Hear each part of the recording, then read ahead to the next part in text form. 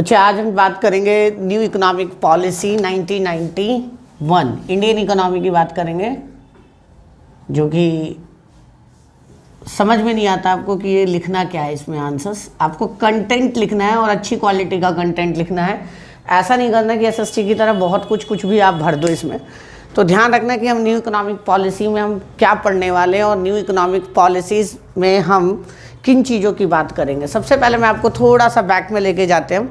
1947 में जब हमारी कंट्री आज़ाद हुई 1947 में, तो हमारी कोई भी अपनी पॉलिसी नहीं थी, अंग्रेज़ों के द्वारा बनाई गई पॉलिसीज़ थी। और पहली बार इंडिया में जो प्लानिंग शुरू हुई वो शुरू हुई 1951 में। सरकार ने जब पॉलिसी शुरू की तो पहला प्लानिंग किया एग्रीकल्चर के लिए, लेकिन एग्रीकल्चर जो डेवलप होना चाहिए, जितना डेवलप होना चाहिए उतना वो एग्रीकल्चर डेवलप हो नहीं पाया, और जिसकी वजह से हमारे देश में अनएम्प्लॉयमेंट धीरे धीरे बढ़ता चला गया, डिमांड बढ़ता चला गया, इन्फ्लेशन बढ़ता चला गया, और डिमांड के कंपैरिजन में हमारे देश में प्रोडक्शन नहीं बढ़ा।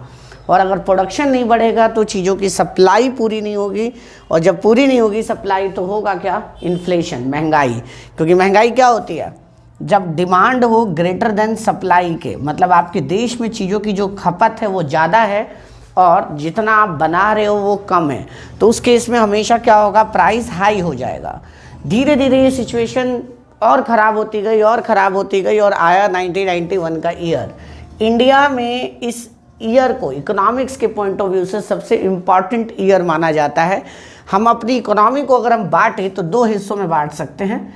1991 से पहले की इकोनॉमी जो कि अंडर डेवलप्ड थी, यहाँ पे हमेशा ट्रेडिशनल चीज़ों का प्रोडक्शन होता था, रॉ मटेरियल का प्रोडक्शन होता था, एग्रीकल्चर पे हम फोकस करते थे। और 1991 के बाद की इकोनॉमी जहाँ पे हमने मॉडर्नाइजेशन किया, हर तरह की चीज़ों को बनाना शुरू किया, हमारी इकोनॉमी में डाइवर्सिफिकेशन आया। वर्ड है डाइवर्सिफिकेशन। डाइवर्सिफिकेशन का मतलब होता है हर तरह की चीज़ें बनाना।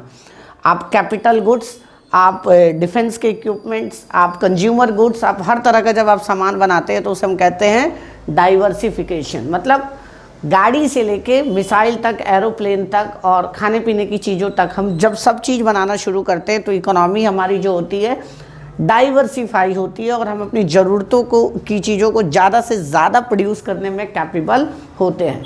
लेकिन आज भी हमारी इकोनॉमी पूरी तरीके से डाइवर्सिफाई नहीं हुई है। बहुत सारी ऐसी चीज़ें जिसे हम आज भी हमें इंपोर्ट करना पड़ता है, फॉरेन कंट्री पे डिपेंड करते हैं। बहुत सारी ऐसी चीज़ें, खास करके डिफेंस इक्विपमेंट, आज भी हमारे देश में जितना डिफेंस इक्विपमेंट की ज़रूरत है उतना हम नहीं बना पाते हैं, हम बहुत कम हिस्सा उसका बना पाते हैं। तो हम सबसे पहले बात करेंगे कि न्यू इकोनॉमिक पॉलिसी में ऐसा हुआ क्या। हमारी क्राइसिस इतनी ख़राब हो गई, इतना ज़्यादा क्राइसिस आया कि हमारे पास फॉरेन करेंसी एकदम ही शॉर्ट हो गया। हमारे देश में ज़्यादातर क्या था? इंपोर्ट, और इंपोर्ट के लिए आपको क्या चाहिए? डॉलर। क्योंकि जब आप चीज़ें इंपोर्ट करके बाहर से लाते हो तो उसकी पेमेंट किस में करनी होती है? डॉलर में। जब पेमेंट डॉलर में आपको करनी होगी तो आपके लिए डॉलर आपको चाहिए, और आप पे डॉलर का सोर्स क्या है? एक्सपोर्ट। तो आपके देश में एक्सपोर्ट तो हो नहीं रहा है कुछ, क्योंकि आप कुछ बना नहीं रहे हैं बेचने के लिए दुनिया में, और आप ज़्यादातर क्या कर रहे हैं? इंपोर्ट कर रहे हैं। जब आप ज़्यादातर चीज़ें इंपोर्ट करेंगे तो आपको पेमेंट ज़्यादा करनी है, और आपके पास डॉलर आ कम रहा है। उस सिचुएशन में आपकी इकोनॉमी धीरे धीरे क्या चली जाएगी? क्राइसिस में चली जाएगी, जैसा अभी पाकिस्तान के साथ हो रहा है। उसके पास जो फॉरेन करेंसी का रिजर्व है वो लगभग 1 महीने का ही बचा है। ऐसी ही हालत हमारी 1991 में आ गई थी। हमारे पास भी क्राइसिस आ गया था, हमारे पास फॉरेन करेंसी, फॉरेन एक्सचेंज बिल्कुल मिनिमम लेवल पे चला गया था, और अगर हमने कोई इंस्टेंट स्टेप्स नहीं उठाया होता तो इकोनॉमी का, जैसी पाकिस्तान की इकोनॉमी है वैसी हमारी हो जाती। तो सरकार ने क्या किया? कुछ स्टेप्स उठाए। उस टाइम जो प्रधानमंत्री थे वो थे नरसिम्हा राव। शब्द ध्यान से सुनना क्योंकि आजकल MCQs में वो पूछ लेते हैं। तो कौन थे प्रधानमंत्री? नरसिम्हा राव। और फाइनेंस मिनिस्टर थे मनमोहन सिंह, जो बाद में जाके हमारे देश के प्रधानमंत्री भी बने। उन्होंने कुछ बोल्ड स्टेप्स उठाया और हमारी पॉलिसी को लॉन्च किया, जिस पॉलिसी का नाम था LPG। ये सिलेंडर नहीं है, LPG क्या है? पॉलिसी का नाम है। ये 1991 जो नाम है ना, इसका क्वेश्चन जो आता है वो न्यू इकोनॉमिक पॉलिसी से आता है, और ऐसा नहीं है, इसको कई जगह हम LPG पॉलिसी के नाम से भी जानते हैं। L का मतलब लिबरलाइजेशन, P का मतलब प्राइवेटाइजेशन और G का मतलब ग्लोबलाइजेशन। इससे पहले ये 3 पॉलिसी थी, LQP। LQP, L का मतलब लाइसेंसिंग, हर काम के लिए आपको लाइसेंस की ज़रूरत थी इंडिया में, हर छोटे मोटे काम के लिए भी आपको लाइसेंस चाहिए था। सरकार ने इसको ख़त्म किया। कोटा, हर चीज़ में लिमिट थी, कोटा थी, क्लियर, कि आप एक लिमिटेड नंबर ही आप प्रोड्यूस कर सकते हो, उससे ज़्यादा आप प्रोड्यूस नहीं कर सकते। और तीसरा परमिट, सरकार से बिना परमिट के आप कोई काम नहीं कर सकते थे। 1991 की पॉलिसी आने से पहले, मेरी बात को सुनना ध्यान से, आने से पहले। तो 1991 में सरकार ने कौन सी पॉलिसी लॉन्च की? LPG policy. और LPG पॉलिसीज क्यों लॉन्च की? उसका रीज़न था fiscal deficit. And what do you mean by the fiscal deficit? Fiscal deficit का मतलब होता है बजट का एक घाटा, जहां पर आपका खर्चा ज़्यादा हो सरकार की और कमाई कम हो, तो ऐसे को हम कहते हैं फिस्कल डेफिशिट। हमारे देश में शुरू से ही फिस्कल डेफिशिट रहा है, क्योंकि हमारे देश की सरकार जो ज़्यादा खर्च करती है और सरकार की कमाई का सोर्स बहुत कम है। तो सरकार ने क्या किया, इतना ज़्यादा सब्सिडी गरीबों को देना शुरू किया था शुरुआत से ही, कि धीरे धीरे ये कर्ज ले लेके सब्सिडी दिया है सरकार ने, कोई कमा के सब्सिडी नहीं दी है सरकार ने। तो कर्ज लेके गरीबों को देना और सब्सिडी देना, इंफ्रास्ट्रक्चर बनाना, तो धीरे धीरे घाटा इतना बढ़ गया कि कोई हमें कर्ज देने को तैयार नहीं था, क्योंकि हमारा डेफिशिट बहुत ज़्यादा था। महंगाई, इसलिए महंगाई ज़्यादा थी क्योंकि हमारे देश में हर चीज़ की डिमांड बढ़ती जा रही थी, लेकिन सप्लाई नहीं था। बड़ी बड़ी कंपनियां नहीं थी, वो प्रोडक्शन नहीं कर रहे थे, और प्रोडक्शन नहीं करने की वजह से चीज़ों की सप्लाई नहीं हो पा रही थी और डिमांड पूरा नहीं हो पा रहा था, जिसकी वजह से इन्फ्लेशन बहुत हाई रेट पे था हमारे देश में। अनएम्प्लॉयमेंट, बेरोजगारी धीरे धीरे हमारे देश में क्या होती जा रही थी, बढ़ती जा रही थी। And BOP deficit, what do you mean by the BOP? BOP का पूरा नाम है बैलेंस ऑफ पेमेंट। BOP का पूरा नाम क्या है? Balance of payment. और बैलेंस ऑफ पेमेंट क्या है बच्चे? एक तरीके का अकाउंट है, और इस अकाउंट में 2 चीज़ें हम मेंटेन करते हैं, एक एक्सपोर्ट और एक इंपोर्ट। देखिए डेफिशिट क्या होता है? डेफिशिट का मतलब होता है import is greater than export, मतलब हमारे देश में इंपोर्ट ज़्यादा हो रहा था और एक्सपोर्ट कम हो रहा था। तो इंपोर्ट अगर आपके देश में ज़्यादा होगा तो आपकी फॉरेन करेंसी सारी कहाँ चली जाएगी? विदेशों में चली जाएगी, और आपके पास कुछ बचेगा नहीं। एंड कोल्ड वॉर, ये कुछ नया टॉपिक है, कई लोगों को नहीं पता कोल्ड वॉर क्या है। कोल्ड वॉर हुआ था बच्चे रशिया और गल्फ कंट्री के बीच में, रशिया और गल्फ कंट्री, और इसमें अमेरिका आ गया था, ठीक है। तो इसमें क्या हुआ था, इस वॉर की वजह से, ये डायरेक्ट वॉर नहीं था, इनडायरेक्टली इकोनॉमिक वॉर था, जिसकी वजह से पेट्रोल के रेट बहुत ज़्यादा बढ़ गए थे। और हमारे देश में ज़्यादातर हम अपनी ज़रूरत का पेट्रोल इंपोर्ट करते हैं, तो पेट्रोल का रेट बढ़ने से इंपोर्ट में जो अमाउंट हमारा खर्च होता था वो ज़्यादा हो गया, और जिसकी वजह से हमारी थोड़ी बहुत जो फॉरेन करेंसी बची हुई थी वो भी हमारी कहाँ चली गई? विदेश चली गई। तो ये कुछ प्रॉब्लम्स हैं, रीजंस हैं, जिसकी वजह से सरकार को ये स्टेप्स उठाने पड़े मजबूरी में। पहला फिस्कल डेफिशिट। फिस्कल डेफिशिट मतलब सरकार का खर्चा ज़्यादा था कमाई से, मतलब इनकम जो सरकार की सोर्स थी, जो टैक्स का कलेक्शन था वो कम था, और जो सब्सिडी का खर्चा था, इंफ्रास्ट्रक्चर का खर्चा था, मेडिकल फैसिलिटीज़ और स्कूल का खर्चा था, वो ज़्यादा था। महंगाई, inflation, and why inflation exist in the economy, तो डिमांड हमारी इकोनॉमी में बहुत ज़्यादा थी और सप्लाई था नहीं, हमारे देश में बनाने वाली कंपनियां एग्जिस्ट नहीं करती थी, और जिसकी वजह से चीज़ों की रेट बढ़ते चले गए।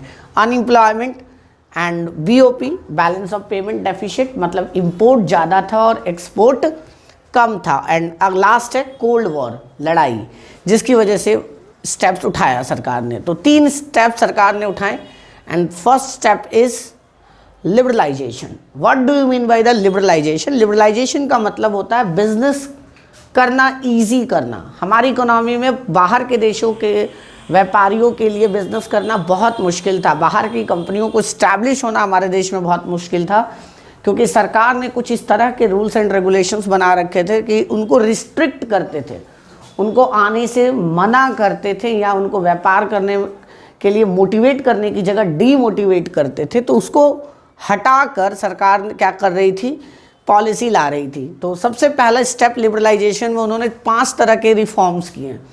5 तरह के जो रिफॉर्म्स उन्होंने किए वो क्या क्या किए? पहला था इंडस्ट्रियल रिफॉर्म्स। इंडस्ट्रियल मतलब इंडस्ट्री के लिए सरकार ने कुछ पॉलिसीज बनाई। पहला, एबॉलिशन ऑफ इंडस्ट्रियल लाइसेंसिंग। पहले हर काम के लिए आपको क्या लेना पड़ता था? लाइसेंस लेना पड़ता था, बट सरकार ने इसे अबॉलिश कर दिया और सिर्फ 5 चीज़ों के लिए लाइसेंसिंग आज भी कंपलसरी है। कितने के लिए? 5 के लिए। बाकी सभी चीज़ों की लाइसेंसिंग सरकार ने क्या कर दी? ख़त्म कर दी। अब देखो, जब आपको लाइसेंस जब लेने जाते थे ना व्यापारी, तो होता क्या था कि लाइसेंस लेने जाते थे तो ब्यूरोक्रेट्स जो थे वो उन्हें लाइसेंस नहीं देते थे, और करप्शन, यहीं पे सबसे ज़्यादा करप्शन होता था। बहुत सारे तरीक़ों का, रूल्स एंड रेगुलेशन का इस्तेमाल करके ब्यूरोक्रेट्स क्या करते थे? लाइसेंस के लिए मना कर देते थे, और जिसकी वजह से जो बिजनेसमैन था वो क्या करता था? इंडिया में आने से डरता था, क्योंकि एक कंपनी के साथ ऐसा होगा, दूसरी कंपनी के साथ होगा, तो धीरे धीरे बाकी कंपनियां उनको देखकर इंडिया में आने से डरती थी। तो सरकार ने क्या किया? इसको हटा ही दिया, ख़त्म ही कर दिया कि अब आपको लाइसेंस लेने की ज़रूरत नहीं है। ये 5 चीज़ें आज भी ज़रूरी है इकोनॉमी में, इसलिए इन चीज़ों का आज भी लाइसेंस लेना ज़रूरी है। सबसे पहला है आर्म एंड एनिमेशन, जिसमें RDX, मिसाइलें, बंदूक, ये सब बनाने के लिए आज भी लाइसेंस लेना ज़रूरी है। दूसरा, रेलवे के इक्विपमेंट्स बनाने के लिए लाइसेंस लेना ज़रूरी है।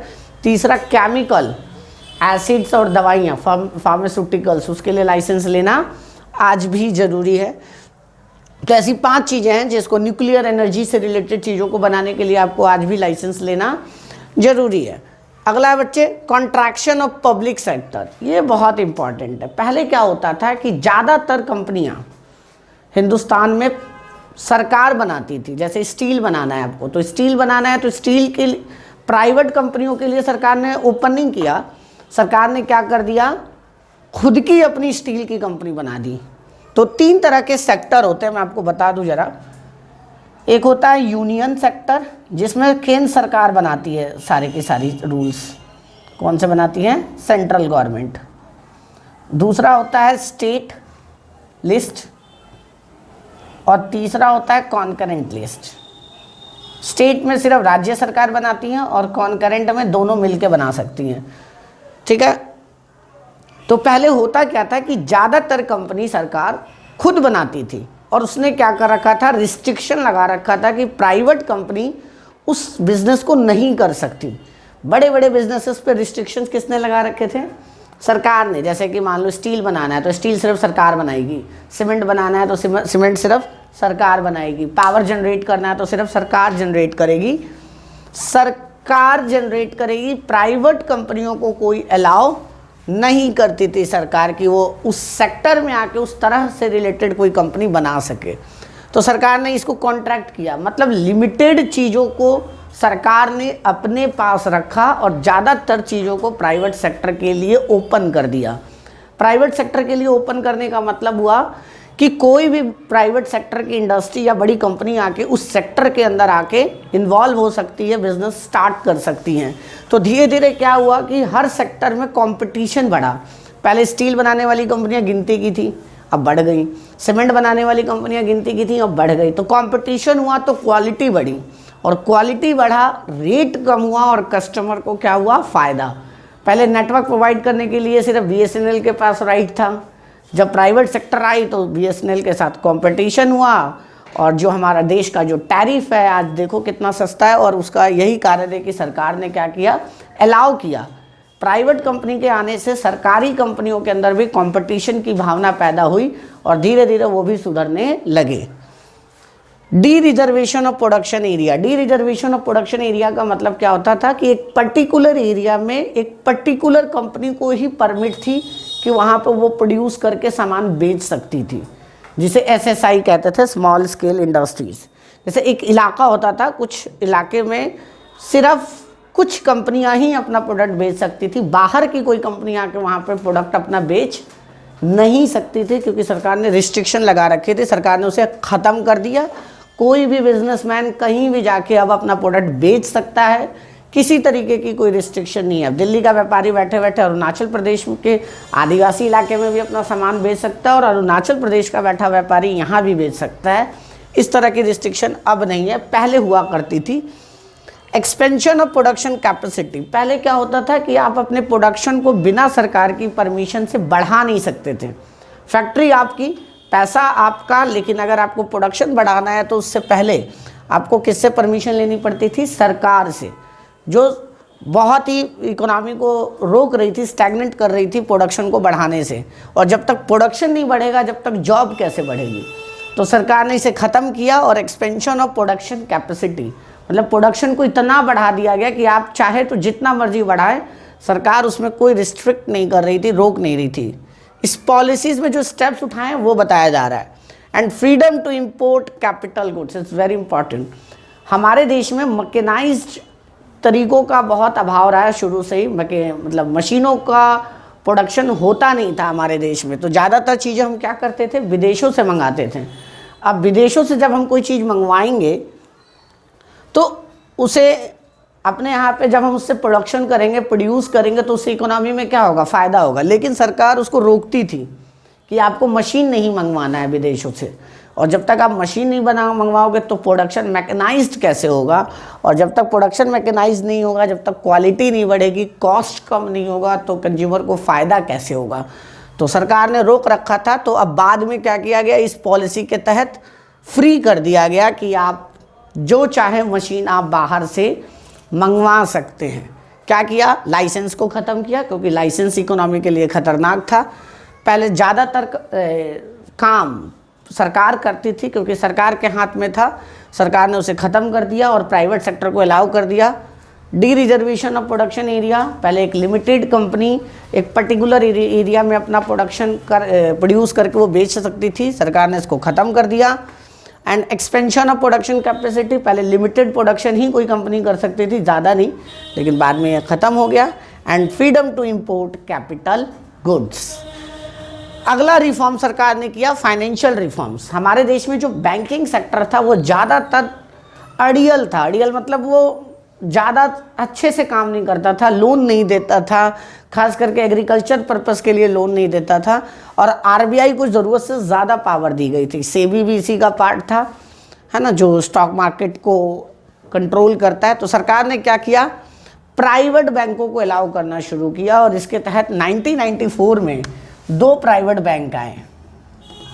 पहला बैंक आया आईसीआईसीआई और दूसरा एचडीएफसी।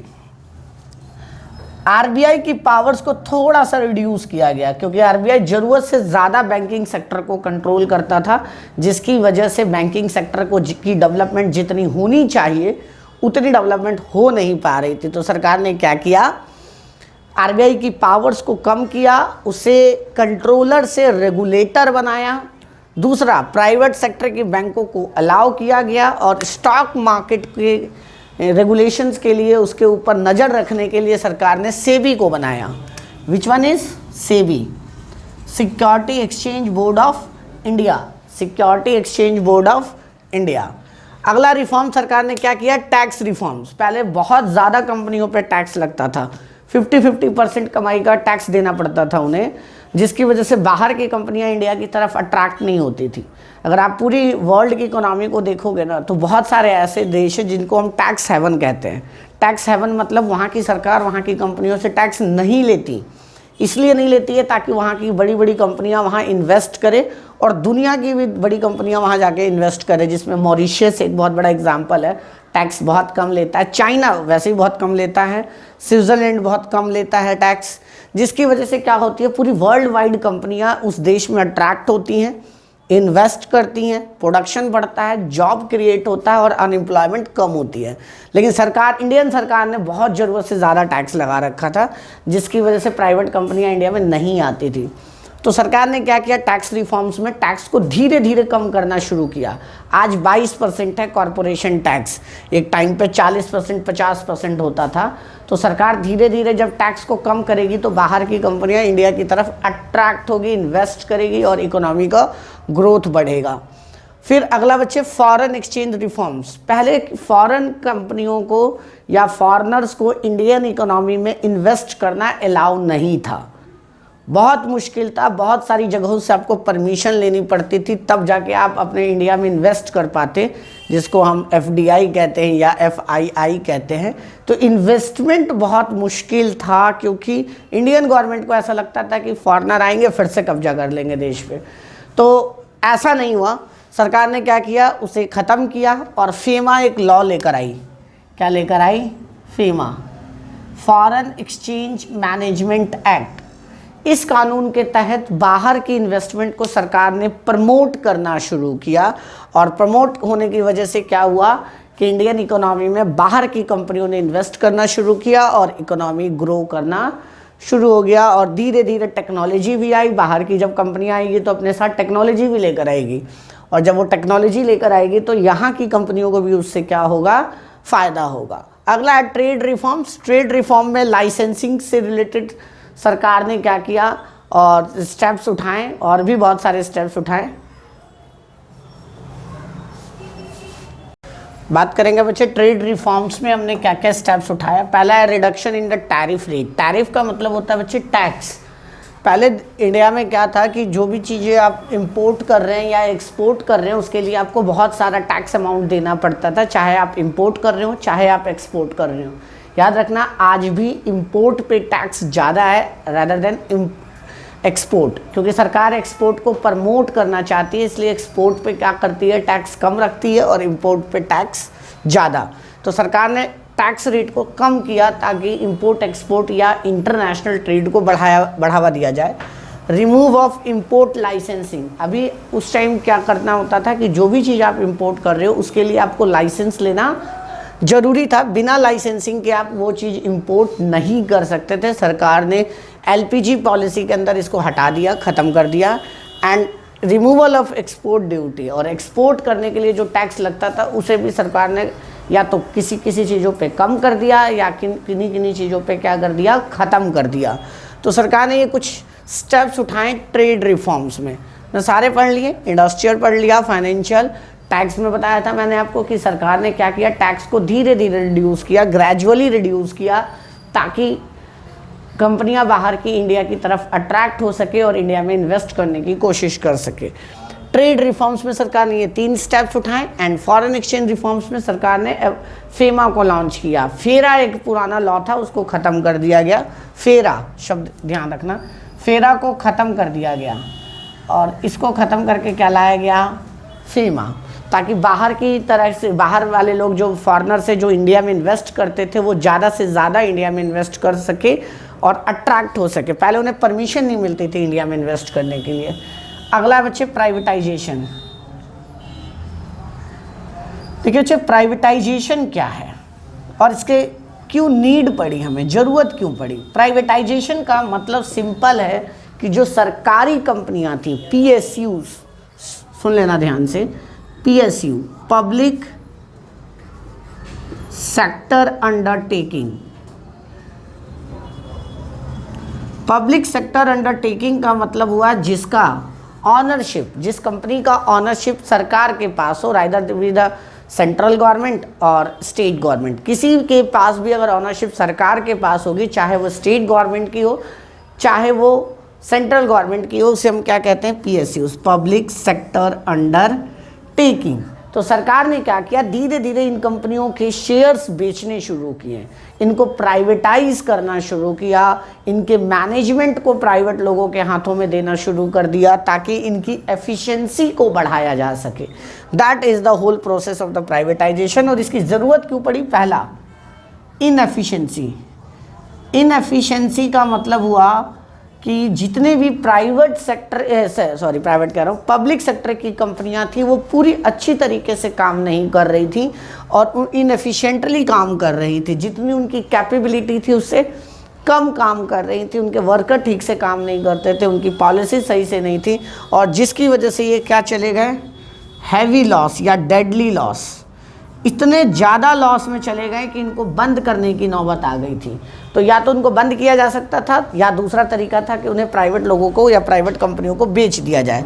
तो सरकार ने दूसरा स्टेप उठाया कि इनको प्राइवेट लोगों के हाथों से बेचना शुरू कर दिया गया। और तीसरा, करप्शन इसके अंदर बहुत ज़्यादा था।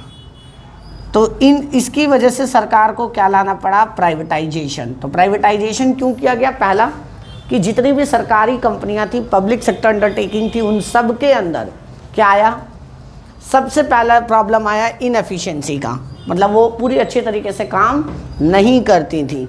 दूसरा डेडली लॉस, साल दर साल उनको इतना लॉस होता चला गया कि लॉस जो था वो लिमिट से ज़्यादा हो गया और वो कंपनी को ख़त्म करने की कगार पे ला चुका था लॉस। और तीसरा करप्शन।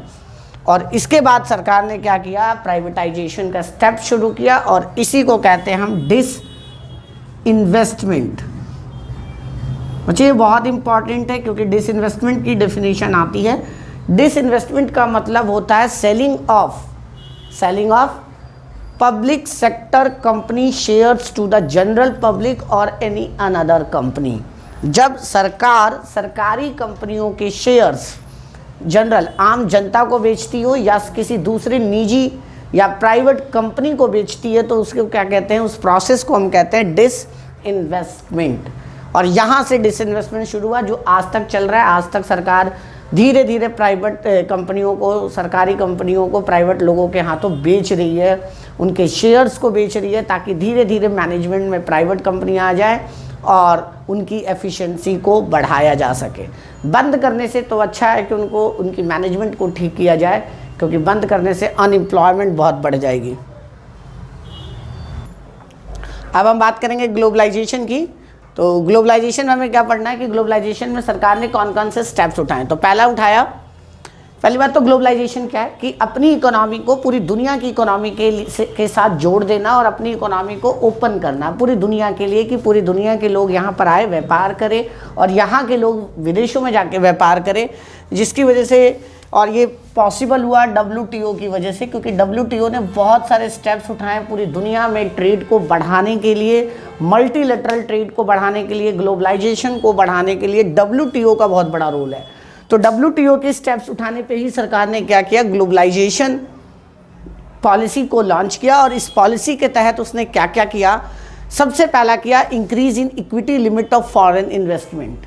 ध्यान से सुनना है क्या, ये हमारे देश में इन्वेस्टमेंट दो तरह का होता है। एक होता है FDI, that is called foreign direct investment, foreign direct investment. इसके तहत क्या होती थी कि बाहर की कंपनियां हमारे देश में आएगी और जीरो लेवल पे, ग्राउंड लेवल से एकदम बिजनेस को इस्टेब्लिश करेगी, फैक्ट्री लगाएगी, प्रोडक्शन यूनिट लगाएगी और जिसकी वजह से जॉब क्रिएट होगा। और उस दूसरा फ़ायदा इसका ये था कि जब वो आएगी तो वो अपनी करेंसी लेकर आएगी, डॉलर लेकर आएगी और इकोनॉमी में डॉलर का इनफ्लो बढ़ेगा। क्या बढ़ेगा, इनफ्लो। और डॉलर आने की वजह से क्या होगा, फॉरेन एक्सचेंज रिजर्व बढ़ेगा। जब फॉरेन एक्सचेंज रिजर्व बढ़ेगा तो इकोनॉमी स्टेबल होगी, स्ट्रांग होगी और हमारी करेंसी भी स्ट्रांग होगी। तो सबसे पहला स्टेप उठाया गया इंक्रीज इक्विटी लिमिट। पहले क्या था कि हर सेक्टर में 20%, 10% लिमिट थी कि बाहर की कंपनियां इन्वेस्ट कर सकती थी। मतलब अगर आप 100 करोड़ का पेड अप कैपिटल है आपकी कंपनी का, तो 10 करोड़ ही फॉरेन कंपनी लगा सकती थी, बाकी आपको डोमेस्टिक इन्वेस्टर ढूंढने पड़ेंगे, डोमेस्टिक बैंक से आपको लोन लेना पड़ेगा, ऐसा रूल था। बाद में सरकार ने कर दिया, लिमिट बढ़ा दिया। किसी सेक्टर में 50% कर दिया, किसी में 100% कर दिया, किसी में 90% कर दिया। मतलब कि जितना आपको अपनी कंपनी चलाने की रिक्वायरमेंट है उसमें से 80%, 90% आप क्या कर सकते हैं, फॉरेन कंपनियों से, फॉरेन इन्वेस्टर से पैसे को रेज कर सकते हो। इस तरह की परमिशन सरकार ने दी। अगला है पार्शियल कन्वर्टिबिलिटी। अपनी करेंसी को, फॉरेन करेंसी को आप इंडियन करेंसी में कन्वर्ट कर सकते थे। फॉरेन करेंसी को इंडियन करेंसी में कन्वर्ट करने का रूल सरकार ने शुरू कर दिया। अगला लॉन्ग टर्म ट्रेड पॉलिसी।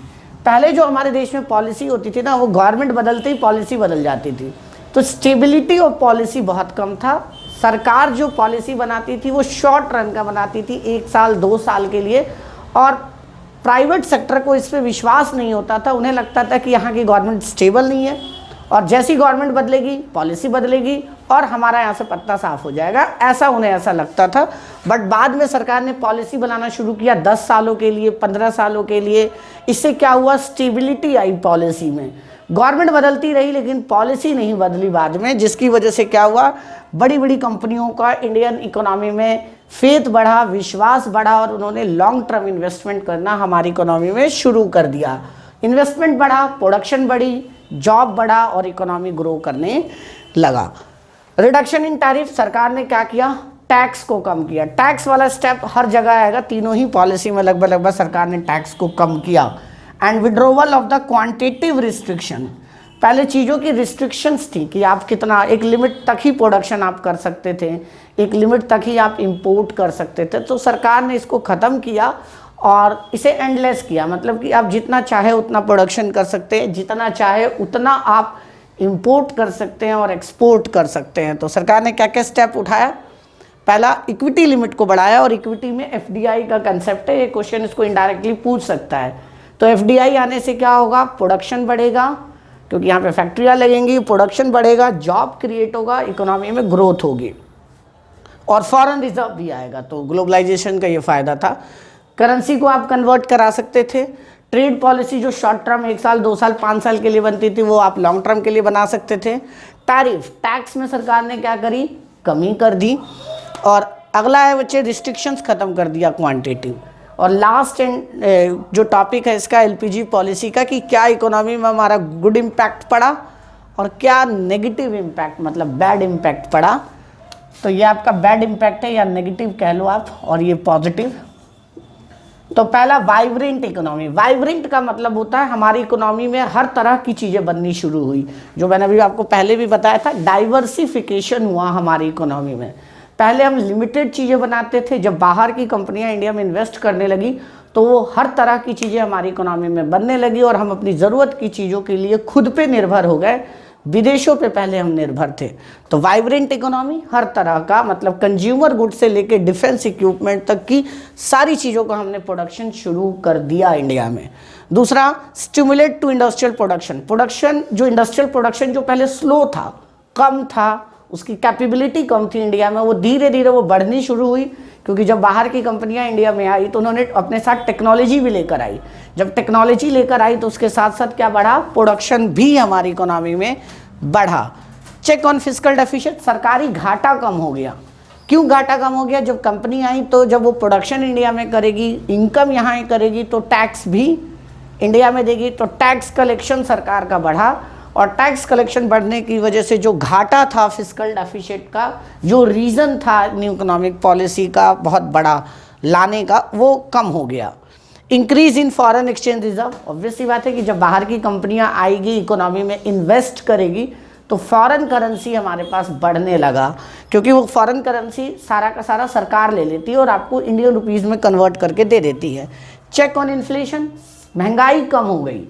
महंगाई कैसे हो गई, क्योंकि सप्लाई बढ़ा, प्रोडक्शन बढ़ा, सप्लाई बढ़ा, और सप्लाई बढ़ने की वजह से आपकी जो इन्फ्लेशन थी वो धीरे धीरे कम होनी शुरू हुई।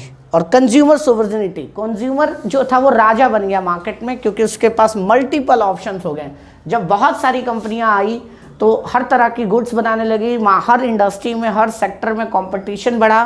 कंपटीशन बढ़ने की वजह से क्या हुआ, क्वालिटी बढ़ी सामान की, और प्रोड्यूसर वही बनाने लगा जो कंज्यूमर को चाहिए।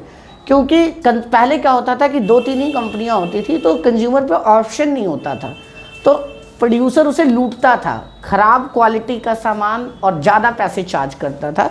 लेकिन धीरे धीरे जब कंपटीशन बढ़ा तो उन्हें भी ढलना पड़ा, अपने आप को उसमें ढालना पड़ा, और जिसकी वजह से कंज्यूमर को इसका फ़ायदा हुआ, कंज्यूमर मार्केट का किंग हो गया। और flow of private foreign investment, बाहर से जो फॉरेन इन्वेस्टमेंट थी वो इकोनॉमी में बढ़ी, मतलब एफडीआई बढ़ा। नुकसान क्या हुआ इकोनॉमी को, नेग्लेक्ट ऑफ एग्रीकल्चर, एग्रीकल्चर को सबसे ज़्यादा नुकसान हुआ। जितना फ़ायदा एग्रीकल्चर सेक्टर और फार्मर्स को होना चाहिए वो नहीं हुआ, क्योंकि जब बड़ी बड़ी कंपनियां आई तो उन्होंने क्या किया, किसानों से बल्क में सामान खरीदना शुरू किया, और बहुत सस्ते रेट पे, है ना, रॉ मटेरियल। और जिसकी वजह से अब वही देखो, टमाटो केचप में वो टमाटर डालते हैं, टमाटर से बनाते हैं, लेकिन टमाटर फार्मर से बहुत सस्ता खरीदते हैं, तो उनकी बार्गेनिंग पावर बहुत ज़्यादा हो गई, जिसकी वजह से किसानों को उतना फ़ायदा नहीं हुआ जितना होना चाहिए।